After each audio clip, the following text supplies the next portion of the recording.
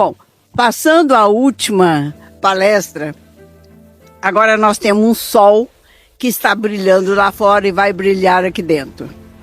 Doutora Sol Correia vai nos brindar com a palestra Trabalho em Plataformas Digitais, Realidade dos Trabalhadores, Obstáculos no Judiciário e os desafios nos debates de regulamentação.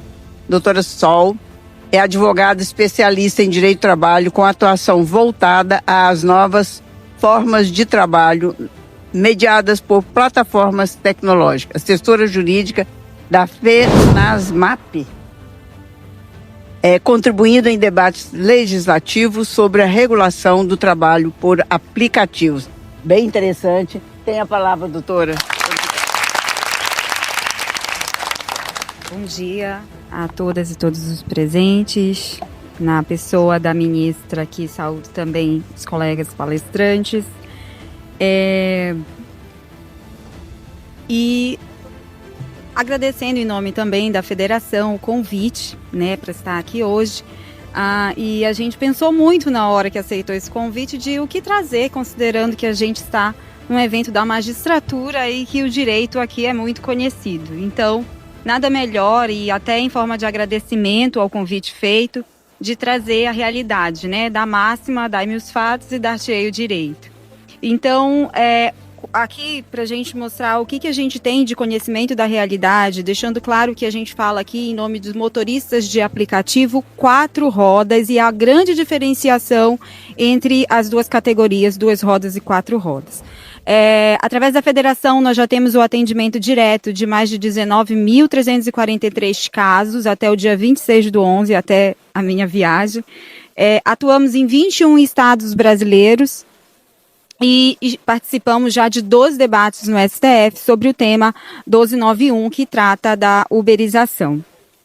E aqui, a gente vive esse dia a dia, com certeza todo mundo já usou aplicativos como Uber, 99 e outros, mas a gente só conhece a tela do passageiro. A tela do motorista é pouco conhecida, até porque ela vem em formatos de pop-up e ela some. Então, para a gente conseguir esses prints aqui, isso é tudo muito precioso e eu queria compartilhar com vocês. A primeira tela, e é importante entender a realidade desse trabalhador, esse trabalhador ele não acha que a empresa é uma parceira dele. Ele, inclusive, brinca nessa primeira tela, e essa foi a tela que eu consegui ontem, já às 10 horas da noite, mas tem telas piores, em que a empresa fica com 50%, 60% dos ganhos, e é aí que eles dizem, então tá aqui a parceria, ela fica com a metade do que eu ganho, tá?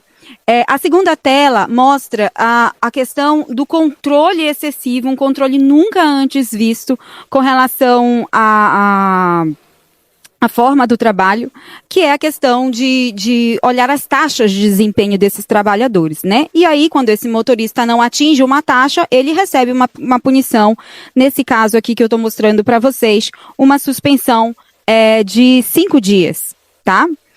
E essas taxas de finalização, elas são o tempo inteiro alimentadas no aplicativo do motorista, que fica aí vendo essas mensagens, aumenta a taxa, cuidado com a taxa, né? Isso aqui é o tempo inteiro, né? Na tela operacional do motorista também, tem uma coisa que é muito legal.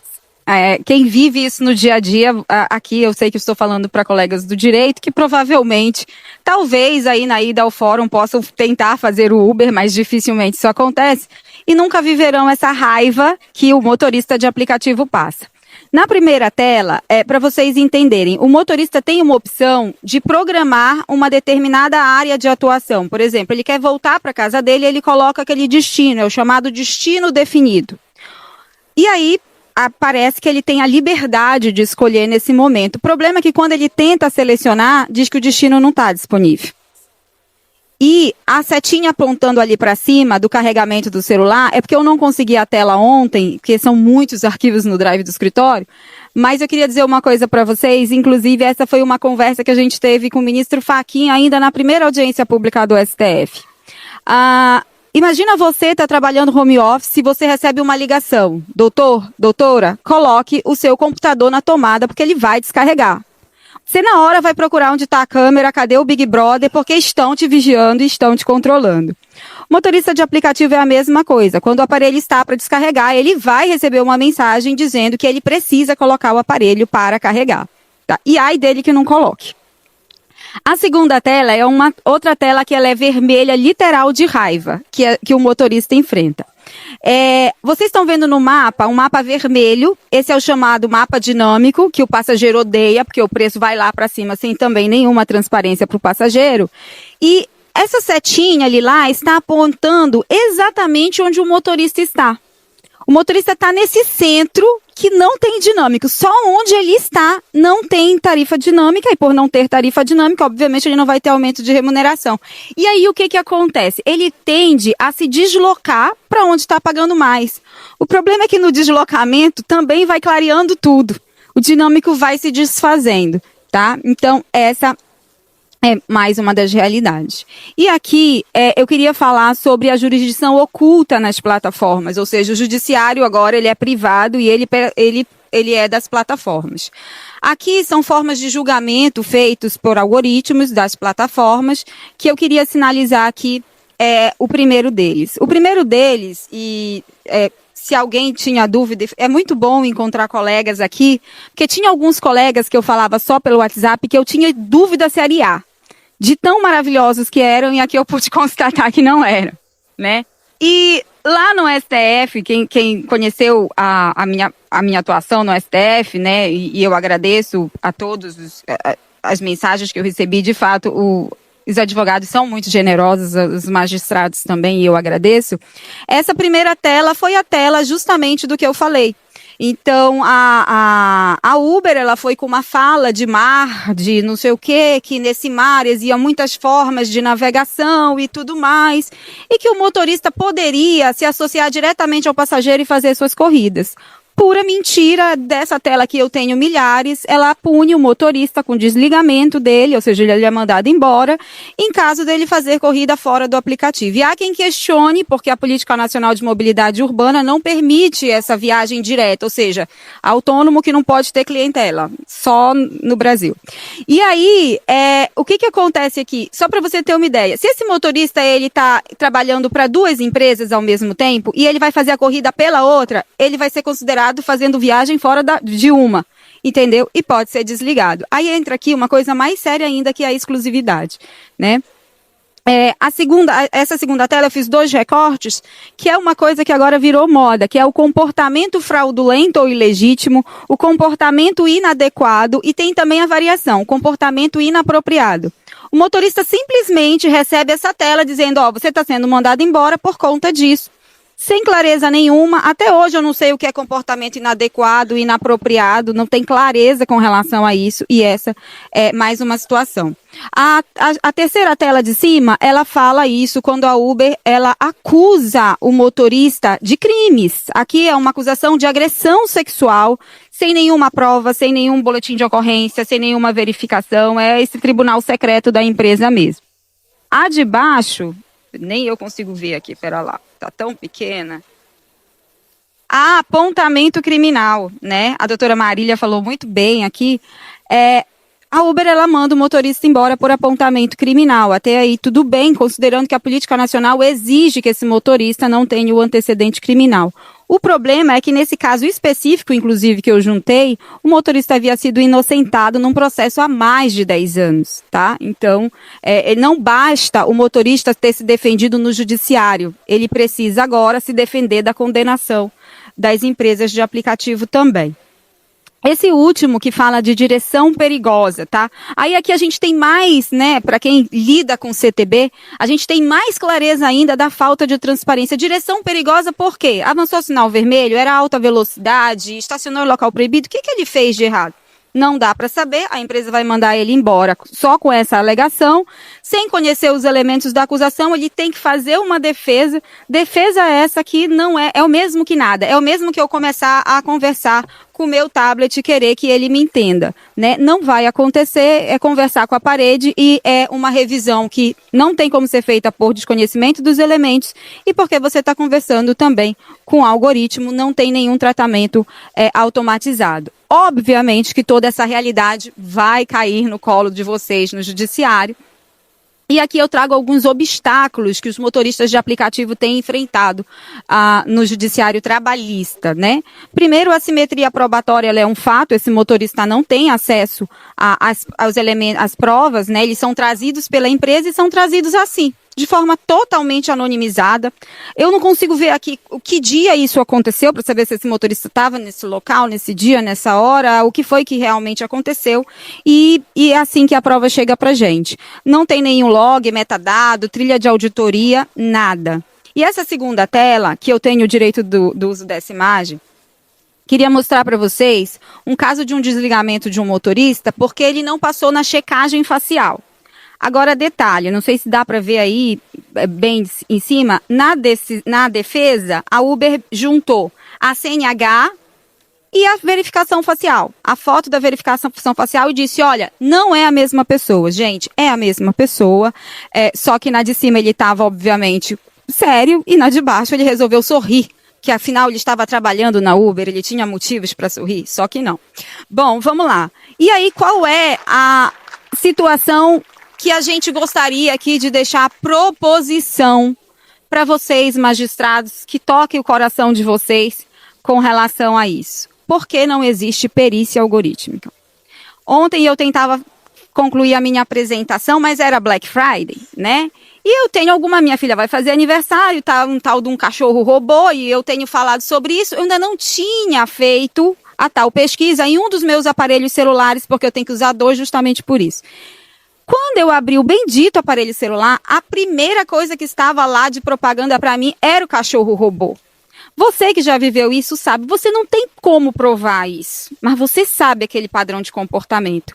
Como é que a gente vai provar o padrão de comportamento? Perícia no algoritmo. Aí eu pergunto, esse caso da SDI, ela é de 2023 e até hoje a gente está sem fazer perícia no algoritmo dessas empresas sob a justificativa de que é sigilo intelectual, porque, gente, deixa eu falar uma coisa para vocês, a gente compra na esquina aplicativo de mobilidade, quem quiser ser dono de um aplicativo de mobilidade é menos de R$1.000, você compra na internet, todo mundo sabe fazer programação de aplicativo, se você abrir um chat GPT, ele vai fazer um código de aplicativo para você, então não é mais nenhum conhecimento anormal, é um conhecimento geral, não há por que se respaldar nisso, de dizer que não vai fazer perícia no algoritmo por isso. E aí a outra situação, mas os dados são sigilosos. Quem mais tem capacidade institucional sabe, para lidar com dados sigilosos do que a justiça?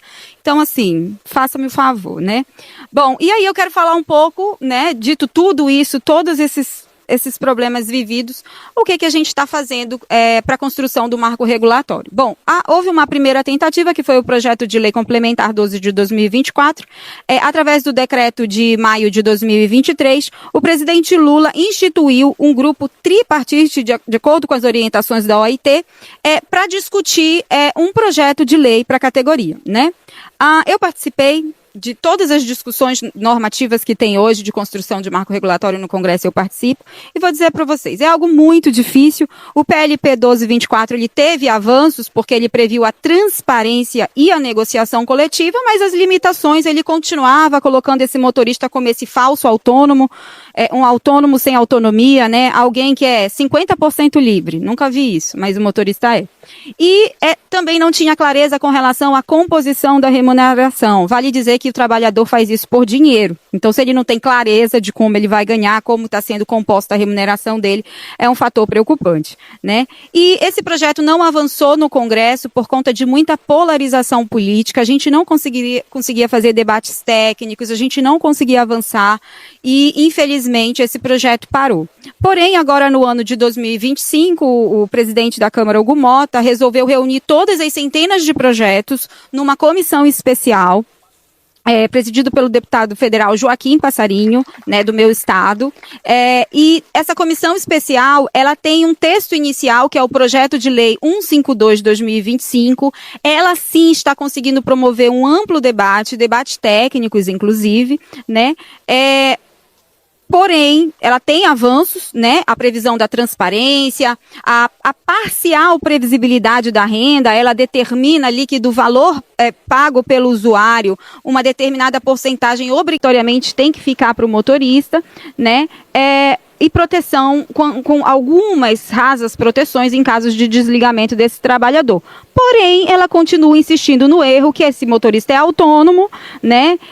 Não traz nenhuma previsão de negociação coletiva, e isso aí é um problema seríssimo, porque não há como lidar com tecnologia se não for através de negociação coletiva, né? E também ela ainda não trouxe o que ontem o ministro Dino falou, né? O desejo legítimo, a vontade legítima desse trabalhador, que é ter clareza na composição da sua renda. Então, os valores relacionados a quilômetro e tempo. Bom, e aqui eu queria mostrar para vocês, o ministro Dino falou, e eu tive a oportunidade de conversar com ele lá fora, e vou levar o documento para ele. A federação, nos 21 estados, realizou de forma unificada, ou seja, no mesmo dia, mesma hora, assembleias extraordinárias para ouvir esses trabalhadores com clareza e sem manipulação de informação. Ou seja, aquela pergunta, todo mundo demoniza a CLT, não foi nesse sentido. Foi explicado como funcionou a OIT, e aí a gente sabe hoje o que o motorista quer. Qual é a vontade legítima desse trabalhador? Primeiro, o motorista, ele se entende como intermitente plataformizado. Ele me falou intermitente plataformizado? Não, ele dá os fatos. A obrigação é do jurista falar o direito. Então, ele se entende como intermitente plataformizado. O motorista, ele não quer ser cidadão de segunda categoria, ele quer os direitos constitucionais. Tá? E eu quero dizer para vocês que é viável economicamente o acesso aos direitos constitucionais do trabalho por esses motoristas. A gente fez, inclusive, um cálculo, ao final da corrida, se esse motorista já tiver uma corrida de R$10, ou seja, a empresa ficou lá com os R$10 dela, passou os R$10 para o motorista, e desses R$10 ele tem que receber ali seus direitos constitucionais. Gente, a corrida vai para menos de R$11 e esse motorista está recebendo, inclusive, o repouso semanal remunerado. Tá? O que o motorista quer também, já falei, a previsibilidade da remuneração, previsão clara de negociação coletiva, proteção de desligamentos, segurança física. O motorista não quer ir para a rua só ganhar dinheiro, ele precisa voltar para casa vivo. Ele quer infraestrutura, é um absurdo, ainda que fossem autônomos, uma empresa que contrata autônomos e não oferece a eles um copo de água, banheiro para fazer necessidade. O motorista de aplicativo precisa ter infraestrutura, isso é o mínimo, isso é de civilizado que a gente vem vivendo. E motorista de aplicativo, 4 rodas, deixando claro mais uma vez, ele já entende que ele quer ganhar por aquilo que ele produz. E se tem uma coisa que motorista de aplicativo produz, é dados. E os motoristas querem ganhar pela produção de dados. Bom, e aí o doutor Antônio falou, né, a gente pode mudar o mundo? Bom, eu acho que a gente está numa oportunidade histórica de mudar pelo menos o nosso mundo. A gente, entre o judiciário e o legislativo, a gente pode escrever uma história de proteção do direito do trabalho, ou então jogar no lixo e colocar sua precarização. As formas de trabalho se modernizaram e a proteção também precisa se modernizar. Bom, eu agradeço, deixo a todos aí o meu QR Code. Não sou IA, sou eu mesmo que respondo. Todas as provas que vocês precisarem, sempre, foi há 2 semanas atrás, eu acho que ela é filha do professor mais caro, e aí um colega pediu algumas provas para eu fornecer. Gente, eu fiquei assim, né, extasiado. Falei, claro que eu dou. Então, tudo que vocês precisarem relacionados a motoristas de aplicativo, a gente fica à disposição. Muito obrigada.